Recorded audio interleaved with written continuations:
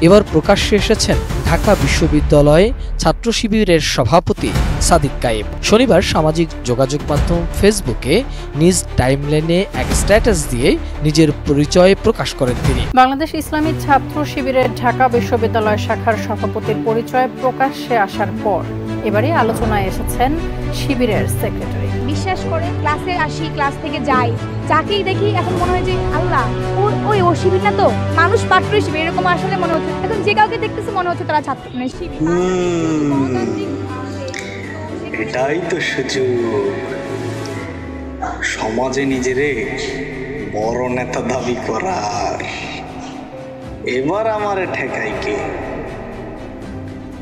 দেশে যা শুরু হইছে আর যেভাবে সবাই সুযোগ লুফে নিচ্ছে, আমি বাদ জামুকা।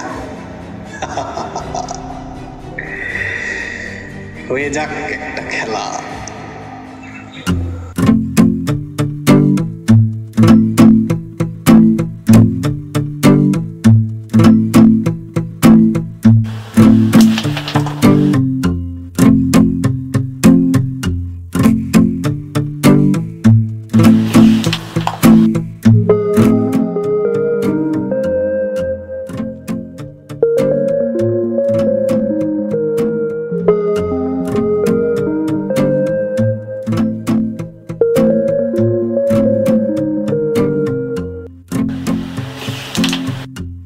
আরে বেটা কোসুনে মারো, এটা এখান থেকে এখানে মার।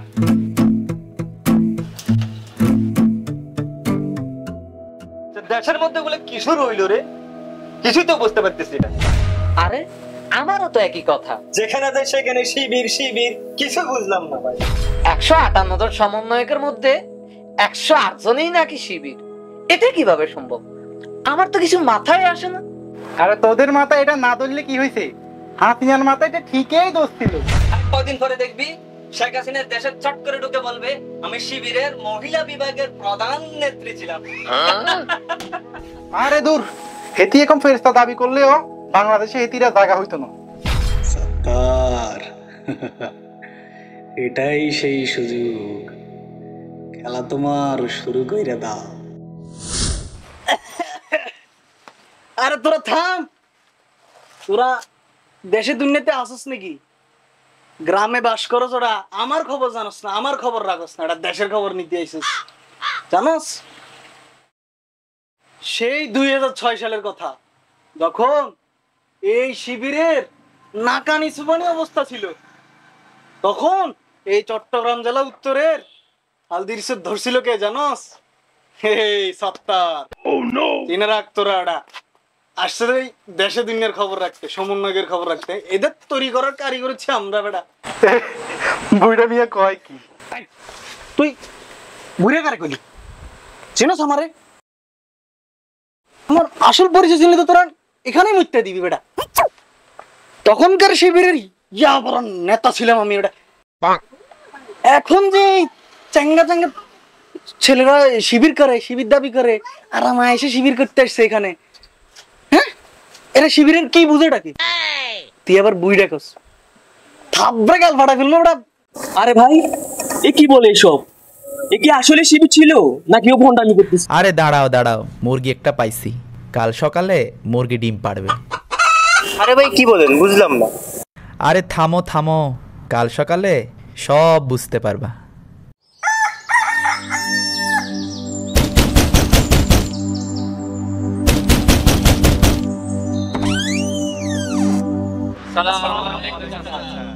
কি কারা তোমরা? কি চাও? এত সাত সকালে এখানে কি করো? আরে চাচা, আমরা আপনার এলাকার ভাতিজারা, আর উনি হচ্ছে আমাদের এই শাখার দায়িত্বশীল। জি চাচা, আমরা একটু আপনার সাথে দেখা করতে আসলাম। শুনলাম গতকালকে আপনার পরিচয় প্রকাশিত হয়েছে, তাই আপনার সহবত নিতে আসলাম আর কি। আরে আরে তোমরা দাঁড়িয়ে আছো কেন? আসো আসো, ভিতরে আসো।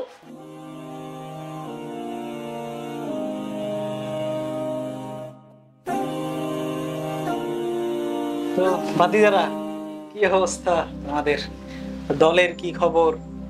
আর এখন কি হালচাল চলতেছে একটু জানাও। এই তো চাচা, আলহামদুলিল্লাহ। এখন তো সুদিন আসছে, আলহামদুলিল্লাহ সবকিছু ভালোই চলছে। বাহ বাহ, শুনে খুব ভালোই লাগলো। সেই কষ্টের দিনগুলো মনে পড়লে এখনো চোখে পানি চলে আসে। সেই 2006 সালের কথা, যখন কতই না কষ্টের দিন ছিল এগুলো, কি বলবো। জি চাচা, কালকে তো আমরা চায়ের দোকানে ছিলাম, আপনার 2006 সালের সেই করুণ কাহিনী শুনলাম। আসলে দিনগুলো অনেক কষ্টের ছিল, তোমাদেরকে এখন বলেই কষ্ট দিতে চাচ্ছি না। আর সত্যি বলতে ভাতিজা, তোমাদেরকে নিয়ে আমরা খুবই গর্ববতী। এ ভাই কি বলে সব, এ নাকি গর্ভবতী নাকি? আরে ভাই উনি কি নাস্তা পানি কিছু দেবে না? সকাল থেকে কিছু না খেয়ে আছি। ভেজালে না বললাম না, নাস্তা পানি তো কিছু দিতেই হবে, খরচাপাতি কিছু হইতে হবে, আমি কি নেতা হওয়া যাবে? এই রহিমের মা, এটা মেহমান আসছে জানো না? নাস্তা পানি রেডি করো তাড়াতাড়ি। আচ্ছা চাচা, আপনার সম্বন্ধে তো কিছু জানাই হলো না, এতদিন আপনি আত্মগোপনে ছিলেন, এখন আপনার সম্বন্ধে একটু কিছু জানতে চাচ্ছি আর কি। না না, সমস্যা নাই, যে কোনো কিছু জিজ্ঞেস করতে পারো, বলো কি জিজ্ঞেস করবে বলো। যে আপনি কোন শাখার দায়িত্বশীল ছিলেন?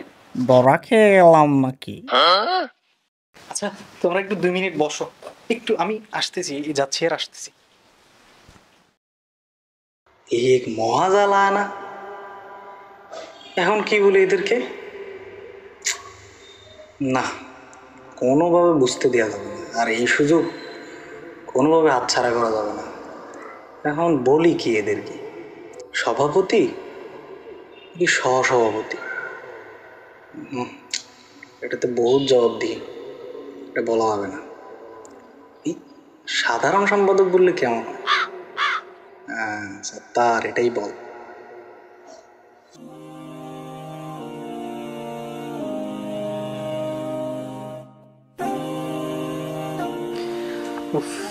তোমরা নাস্তা নাও, নাস্তার জন্য গিয়েছিলাম মূলত। নাও ভাতিজারা, বসে আছো কেন? নাও নাও।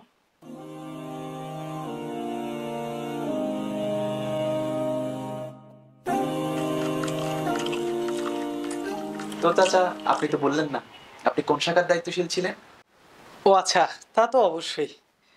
ওই আমি 2006 সালে মূলত ওই চট্টগ্রাম জেলা উত্তরের কি বলে না, একটা সাধারণ সম্পাদক ছিলাম আর কি। হ্যাঁ, সাধারণ সম্পাদক ছিলাম তখন। আরে ভাই কি বলে এগুলো? শিবিরের নাকি আমার সাধারণ সম্পাদক সম্পাদক কি আছে? আরে থামো থামো, তুমি খাতা কলম না। তো চাচা, আপনি সংগঠনে কতদিন ছিলেন আর কখন বিদায় নিয়েছিলেন? আসলে ভাতিজা, সেই 2006 সাল থেকে 2008 সাল পর্যন্ত আমি মূলত কাজ করি পুরো দমে। বলতে গেলে এই 10 বছরের কাজ 2 বছরে করে ফেলেছিলাম। তো আসলে কিন্তু কিছু কারণবশত আমাকে নিজেকে একটু আত্মগোপনে চলে যেতে হয়। ও আচ্ছা আচ্ছা, আমরা আসলে চাচা আপনার কাছে যে কারণে আসছিলাম আর কি, বিএম এর বিষয়টা নিয়ে কথা বলতে চাচ্ছিলাম। ও আচ্ছা আচ্ছা, বিমান বাহিনীর কথা বলতেছো নাকি? না চাচা, আসলে তো আপনি তো এগুলো জানারই বিষয়, আপনি যেহেতু বড় দায়িত্বশীল ছিলেন, বিষয়টা শুভাকাঙ্ক্ষীদের বিষয়টা আর কি, যেটার মাধ্যমে সংগঠনটা চলে, বিএম, বাইতুল মাল, টাকা পয়সার বিষয়। ও আচ্ছা আচ্ছা, টাকা পয়সার কথা বলতেছো? জি জি চাচা জি। আরে কোনো সমস্যা নাই, তুমি তোমাদের কথা বলো, আমি ওটা নিয়ে তোমরা টেনশন করার দরকার নাই, টাকা পয়সা এগুলা কিছু না।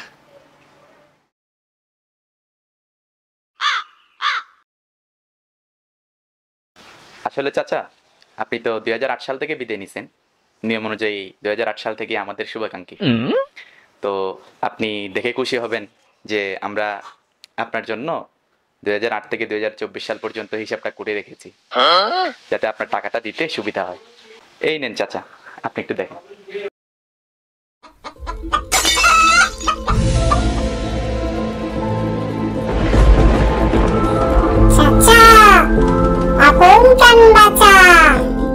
আচ্ছা সমস্যা নাই, আমি ওই সন্ধ্যায় দেখা করিও মসজিদের সামনে, তখন এটা বিষয় না, আমি করে দেবো তোমাদেরকে, মানে পে করে দেবো আর কি, সমস্যা নেই।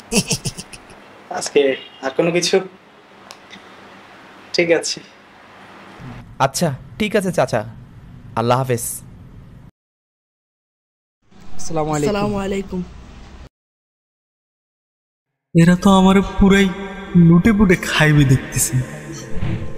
প্রতি সপ্তাহে আসবে, নাস্তা করবে, আর কি বিএম নাকি টাকা পয়সা নিয়ে যাইবে।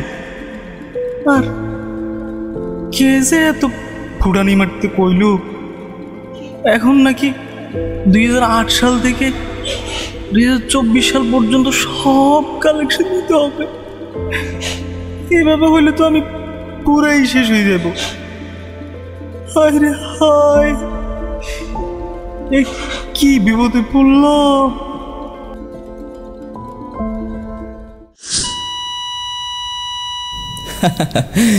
চাচা তো হইয়া গেল। কি বন্ধুরা, শখ আছে নাকি নেতা হওয়ার? ভণ্ডামি এখন আর চলবে না, ভণ্ডামির দিন শেষ। So be careful.